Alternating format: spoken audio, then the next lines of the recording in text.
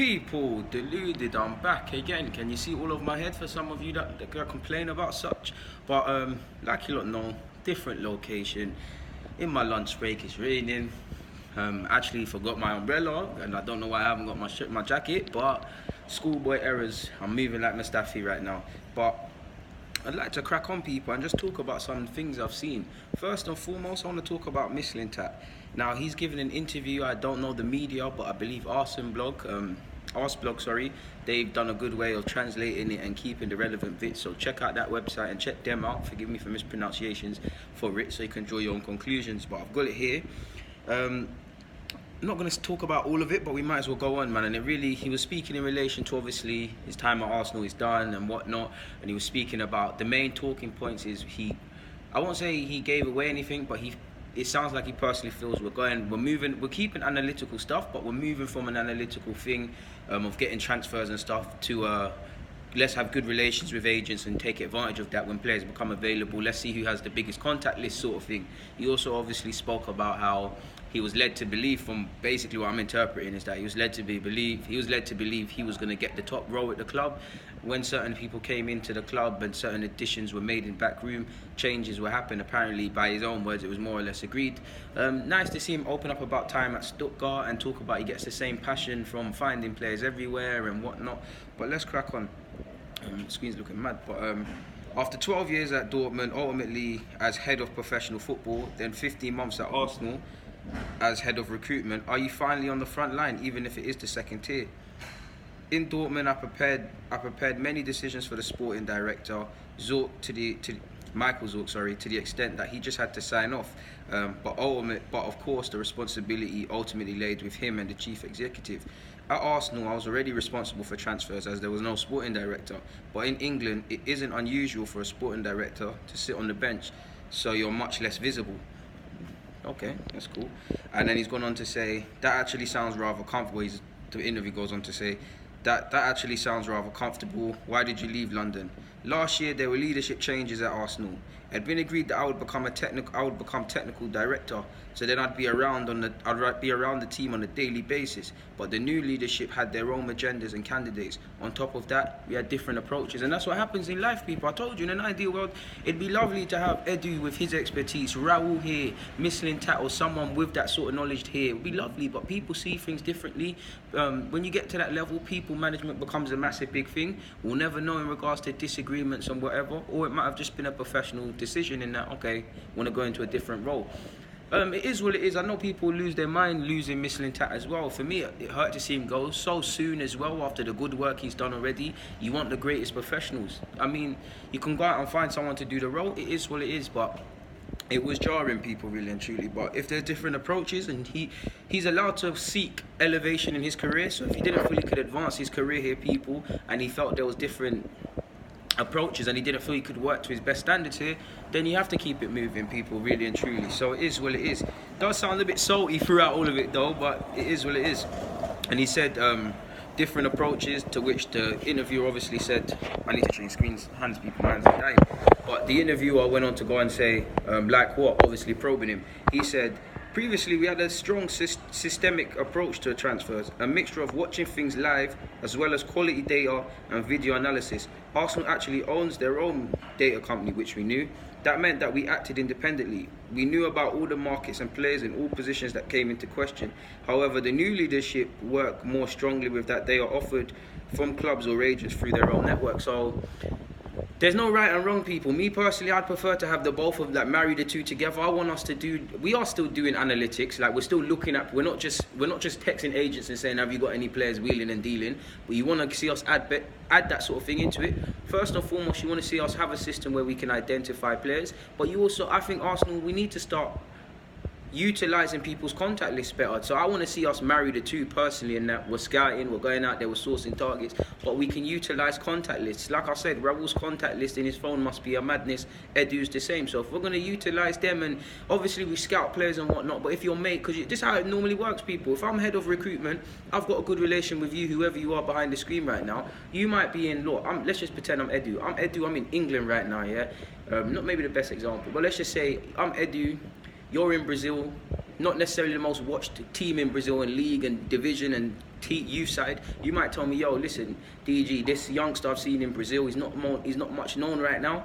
You should have a look at him. Then we go and get that. We might have not been put onto him. Yeah, we've got scouts and things, but people miss stuff. We might not have been put onto him if we never had that. So I want to see us marry the both. I don't feel there's necessarily a right or wrong, because if we actually knew certain clubs, or our club in fact, or anyone else's club, how they actually go about the transfers, we might be shocked. So I don't feel there's a right or wrong. Obviously, the way it's written, you want to hear you're doing more analytical things rather than the article, rather than it's like you're just calling people, yo, you got any players for man? No, I say nothing. That sounds bad, sort of thing, people.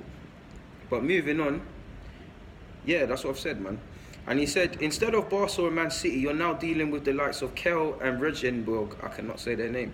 Does that not feel like a step down? Not at all. He's obviously talking in regards to obviously joining Stuttgart now. But he said, not at all. It's the final step in my professional career. Being allowed to build a team gives me a lot of motivation. To be sporting director at a club like Stuttgart is a huge honour. I found the time at Arsenal superb, but when we get 60,000 fans in the stadium at Stuttgart, it's louder than the Emirates. I mean, that's actually not an achievement. That's not hard, man. The Emirates is silent, as much as I love us. How our fans supported us in the relegation playoff, despite the complete power of Union Berlin, was crazy. When there's such a fan culture, you can't say I've come to a smaller team. And that's true. Obviously, Arsenal are the bigger reputable club in terms of reputation and that, but Stuttgart's a team in its own right.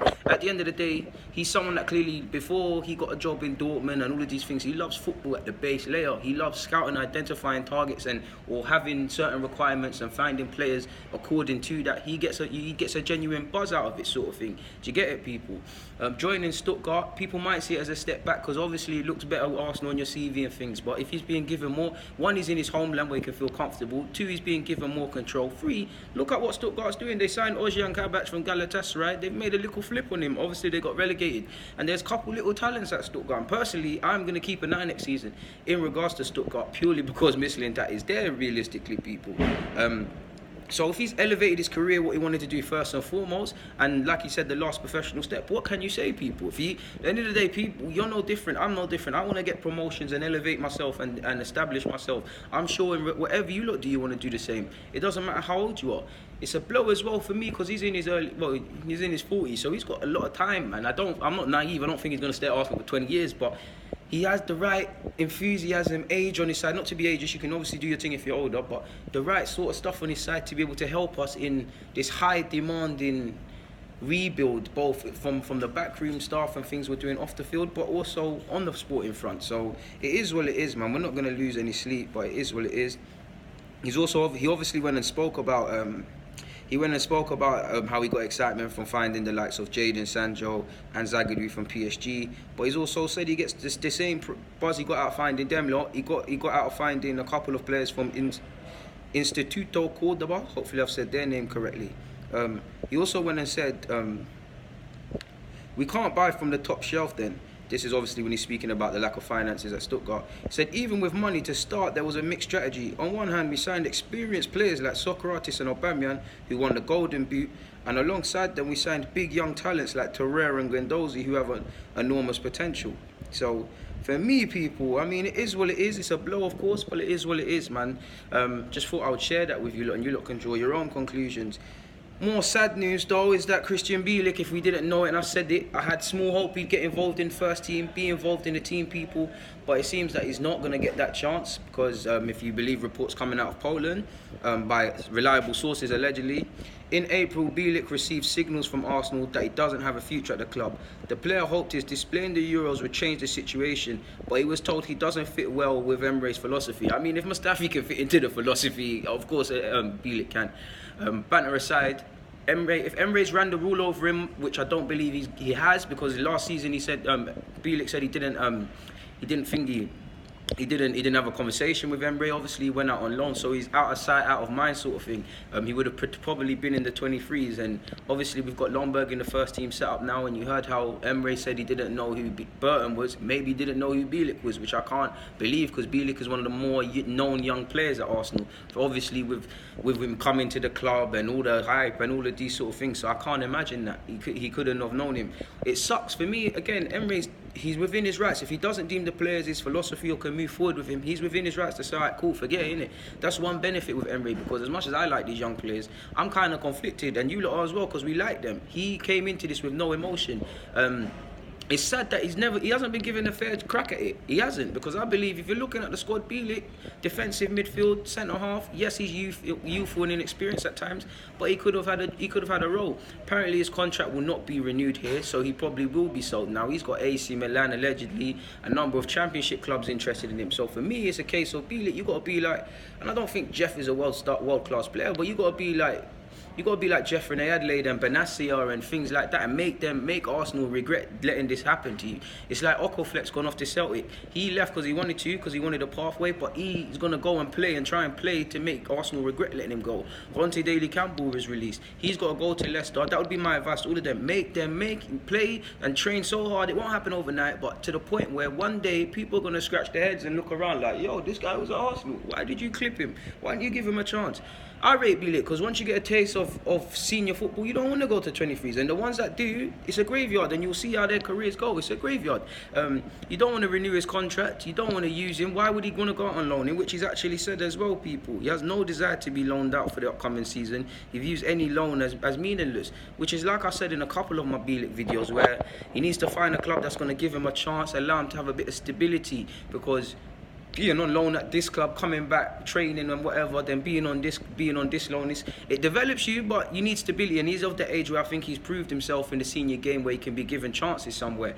I rate him if he doesn't. What's the point? Like, Arsenal don't want to make him sign a new deal. We did see reports that he's in line for a new contract, maybe to protect his resale value, but allegedly now it's not going to be a new deal. So we might be looking at is that he's had a good season with Charlton, decent under 21s, rather than that being more beneficial for him to come into the first team setup and get a chance. Maybe that's more to raise his market value, and I mean that more with the Poland under 21s journey, because he was in my team of the tournament. He was one of the better players there, but maybe him going there, you would think, and he thought as well, and I thought, okay, the coaching staff or the reports you get, because they were watching it because Nelson was there, they think, okay, Emery, you got to give this guy a chance. You've got to include him, sort of thing. Do you get it? Versus, I don't think it was that. I think it's now looking back in hindsight, it was probably a thing where him playing in that is going to help remind people of his talent and boost his market value. Similar to Ceballos, one of the best things Ceballos probably did is played in the under-21s championship. We know Dani Ceballos of Madrid has a lot of potential and talent, but people might have forgot.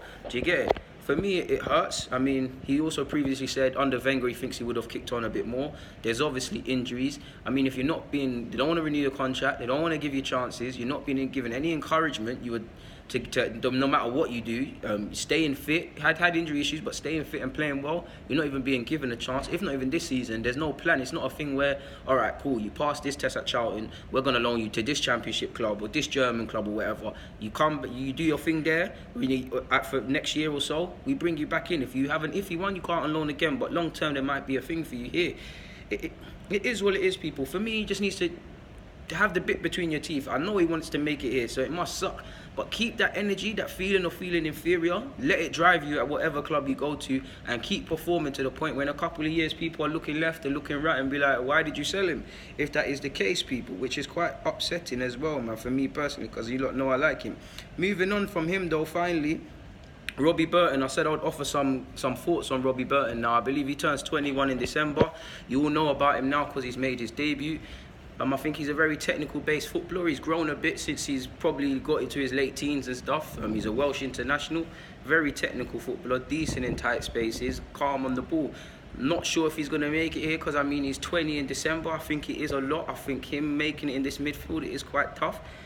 Probably needs to be a bit stronger. Could be, and I like that he's committed, but I do think he can be a bit stronger in 50-50s. I don't think he's the most agile. He's not immobile, but I don't think he's the most agile. But he's got a good range of passing. When I was starting to come and see him, I can't watching all of these kids from the minute they came onto the scene, but from what I've seen in the Arsenal Academy, he came free playing fairly further forward, like attacking mid. You'd describe him as that. And in the last couple of years, he's played deeper and he's done quite well, in fact.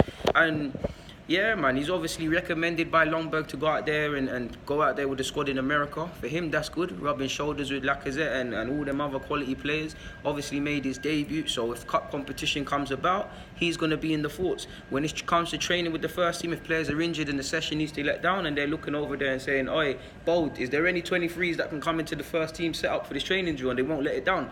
But it might be one of the first that they call. When it comes to making debuts, do you get it? And I'm not talking about Oliinka in this video, but if you look at Oliinka, he plays centre mid and he's done his thing at 23s level at right back, rightly or wrongly, where people agree with it.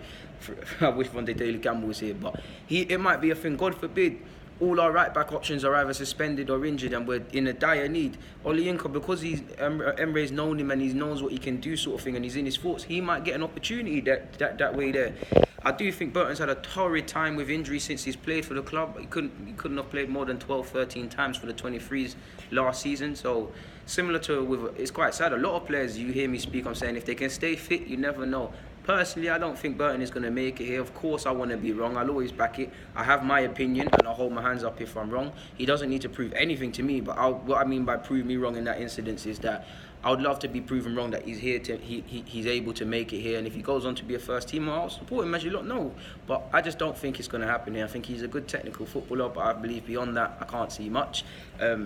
I just can't see it, because you've got to compare him to Joe Willock, for example. I know Joe Willock's been exposed to first team level, but they're similar ages and there's quite a bit of gulf.